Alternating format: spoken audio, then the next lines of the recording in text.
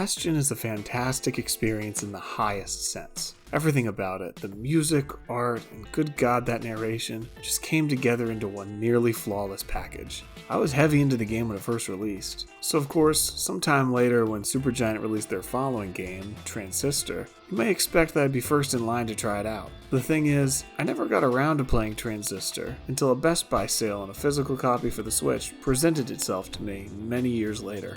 I'd wanted to play it before, but sometimes instead of going looking for a game, you have to wait for it to find you. It'll know when you're ready to play it. You have to realize, before they released the critical and commercial dominator that is Hades, Supergiant wasn't anywhere near as well known. They had a good track record as an indie studio, but not many indie developers will be able to command the level of hype around them that a AAA team can. They were moving up in the gaming landscape, but still far from the top. So 3 years after their debut title Bastion, Supergiant released Transistor, leaving the floating fantasy world for a cyberpunk paradise. The similarities between Bastion and Transistor are very apparent. The style of music is essentially the same. They follow an isometric camera with a pastel art style, and of course they both feature constant voiceover thanks to Logan Cunningham, which is one of the big reasons why Bastion felt so special. With all these similarities, this could nearly have been Bastion 2, and I imagine doing so would have been very tempting. However, I'm thankful they've gone for something new, even if it is more of a risk.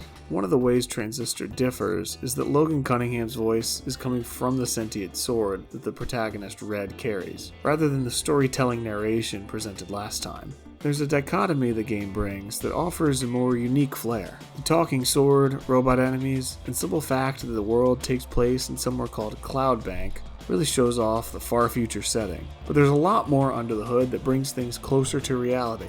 Much of the story is told through character bios, which unlock as you progress. These descriptions fill the player in on a lot of aspects and institutions that we deal with now. There's talk of board elections, passing ordinances, broadcasting personalities, among many other things. Red's bio goes into how she studied to be a civic planner before she became a recording artist. All of this sounds like stuff you could read in your local paper. It makes sense that Supergiant wouldn't want to stuff Logan Cunningham full of city council meeting notes for him to spit at the player, but keeping all of this in background notes is not the way a story should be told. It's just too easy to miss. If you were to skip even some of these descriptions, you'd be losing out on a lot.